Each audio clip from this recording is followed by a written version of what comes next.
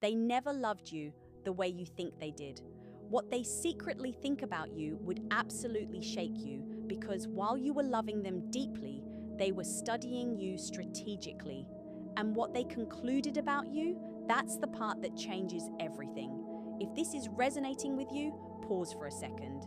Hit like, subscribe. Share this with someone who needs clarity today, because awareness is power, and the more we talk about this openly, the less power manipulation holds over us. When we talk about emotional supply, we're talking about something very specific. To a narcissist, relationships are not about connection. They are about regulation. They rely on other people to stabilize their fragile self-image. So when they look at you, they are not asking, how can I love this person? They are unconsciously asking, how can this person make me feel powerful, admired, secure, or superior? That's the shift. An equal partner sees you as a whole human being with needs, boundaries, dreams, and emotions that matter just as much as theirs. They resented you because you were powerful in ways they could never authentically replicate. They believe your empathy makes you controllable. This is where things become deeply psychological. A narcissist does not view empathy the way healthy people do. To an emotionally secure person, empathy is strength. It's the ability to understand, connect, and respond with compassion. But to a narcissist, empathy is leverage. When they notice that you try to understand their pain, excuse their behavior, or see the good in them despite the red flags, they don't interpret that as kindness. They interpret it as access. They think, this person will give me the benefit of the doubt. They think, this person will try harder instead of walking away. They think, this person will blame themselves before blaming me. Your empathy becomes a doorway. For example, when they withdraw emotionally, you lean in to fix it. When they lash out, you try to understand what triggered them. When they disappoint you, you look for context instead of accountability. From your perspective, you're being loving and mature. From theirs, you're being predictable. And predictability equals control. They test this slowly. They push a boundary and watch how you respond. If you respond with patience instead of consequence, they push further. Not because they consciously want to hurt you, but because they are wired to prioritize their own comfort over mutual respect. The tragic irony is this: your greatest strength becomes the very thing they attempt to exploit. But here's what they miscalculate. Empathy does not mean blindness. Once an empathetic person becomes aware, truly aware, the shift is powerful. Because when empathy is paired with boundaries, it transforms from a tool of manipulation into a force of clarity. And that's the moment they lose control. Not when you stop caring, but when you start caring about yourself just as much. They fear your awareness more than your anger. Most people assume a narcissist fears confrontation. They don't. In many cases, they are actually comfortable with anger. Anger is loud. Anger is emotional. Anger can be redirected, provoked, or used against you. If you yell, cry, or explode, they can label you as dramatic, unstable, or too sensitive. That keeps the focus off them. What they truly fear is something much quieter: awareness. Awareness is calm. Awareness observes. Awareness doesn't need to shout because it sees clearly. And once you see clearly, manipulation loses its grip. When you're unaware, you question yourself. You replay conversations. You wonder if you misunderstood. You try to prove your intentions. That confusion keeps you engaged in their game. But the moment you start recognizing patterns, the gaslighting, the blame shifting, the love bombing followed by withdrawal, the dynamic begins to crack. They fear the moment you say nothing, the moment you don't react, the moment you simply observe and adjust your behavior accordingly. That calm detachment feels like loss of control to them. It signals that their tactics are no longer working. Anger can be manipulated. Silence with understanding cannot. That's why the most powerful shift in these dynamics isn't getting louder, it's getting clearer. And once clarity replaces confusion, the power balance changes permanently. They think your forgiveness is weakness. Forgiveness is one of the most misunderstood strengths in human psychology. To a healthy person, forgiveness is maturity. It's the ability to release resentment, to move forward without holding on to bitterness. But to a narcissist, forgiveness can look like permission.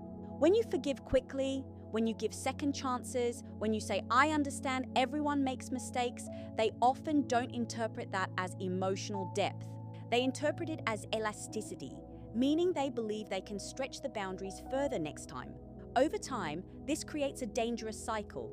They cross a line. You communicate your feelings. They apologize, sometimes dramatically. You forgive. Things improve briefly. Then the pattern repeats, often slightly worse than before. Why? Because forgiveness without boundaries does not teach accountability. The narcissistic mindset often operates on what they can get away with. If your forgiveness consistently removes pressure, they may feel empowered to maintain the behavior, not consciously plotting, but instinctively protecting their comfort. The shift happens when forgiveness is paired with action. When you say, I forgive you, but I will not accept this again. When you step back instead of smoothing things over. When you allow distance instead of immediate reconciliation. That's when the narrative changes. Because true strength isn't just the ability to forgive. It's the ability to forgive without abandoning yourself. They compare you to others to maintain superiority. Comparison is not accidental in narcissistic dynamics. It's a psychological tool. When a narcissist compares you to an ex, a colleague, a friend, or even a stranger, it's rarely about genuine preference. It's about control. By introducing comparison, they subtly shift the power balance. They create insecurity, and insecurity keeps you seeking approval. You might hear things like, my ex used to handle this better, or why can't you be more like... These statements aren't random. They're designed to destabilize your confidence just enough that you start proving your worth. Because when you're proving, you're performing. And when you're performing, they feel superior. Comparison allows them to sit in the position of judge. They evaluate, they rank, they critique. That role reinforces their inflated self-image. It keeps them feeling above the dynamic instead of equal within it. But here's what's important to understand. The comparisons often aren't even truthful. They may have criticized the very same qualities in the other person. The goal isn't accuracy, it's leverage.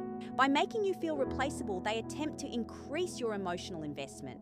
You try harder, you give more, you suppress parts of yourself to measure up, all while they maintain the illusion that they hold the power of choice.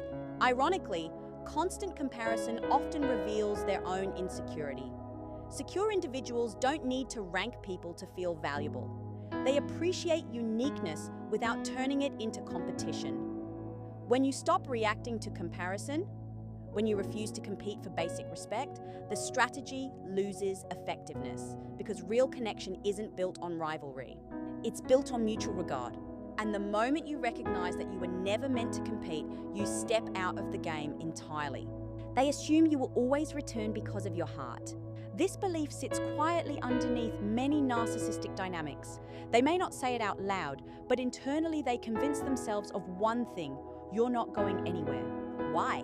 Because they have studied you, they've seen your loyalty, they've watched your patience, they've experienced your willingness to understand, to forgive, to try again. And instead of respecting that as rare character, they interpret it as emotional permanence.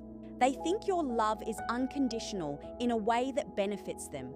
They assume that no matter how far they push, how cold they become, or how distant they act, you will eventually circle back. Not because you lack options, but because you care deeply. In their mind, your compassion equals predictability.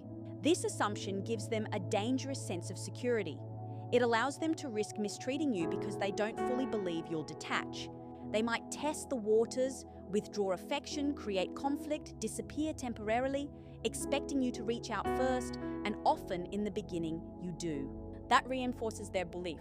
But what they fail to understand is this: loyalty has limits, empathy has boundaries. Even the most patient heart reaches a threshold when self-respect awakens.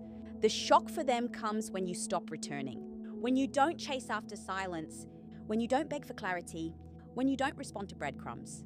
That's when their internal narrative collapses.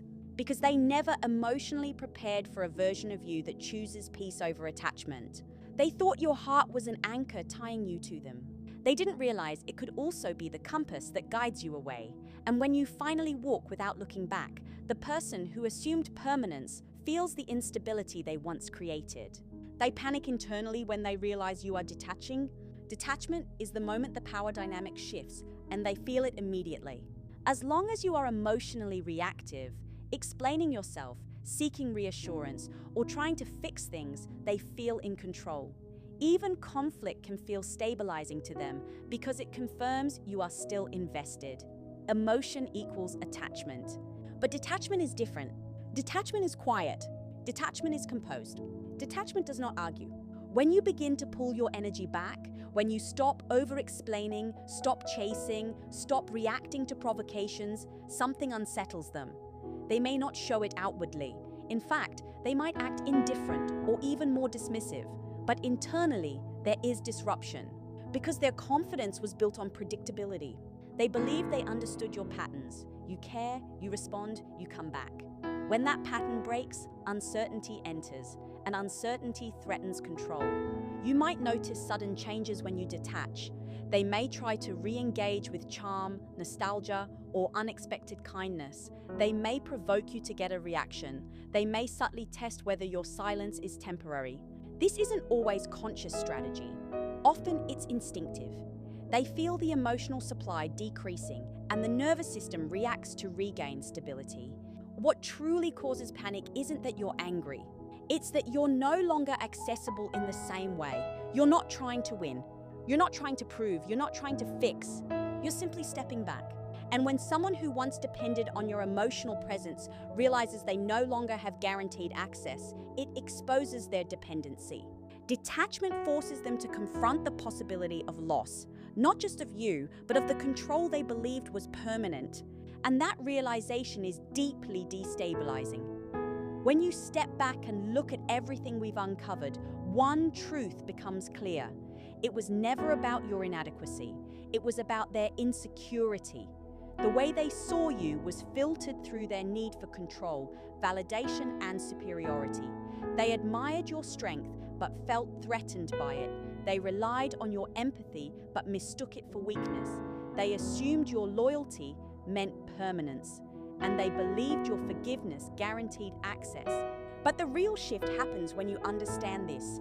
Their secret thoughts do not define your worth. You were not too emotional. You were empathetic. You were not too demanding. You expected respect. You were not hard to love. You were simply not willing to shrink forever. The power dynamic only worked when you doubted yourself, when you questioned your intuition, when you stayed engaged in proving, explaining, and fixing. The moment awareness replaced confusion, everything changed. Because awareness leads to boundaries.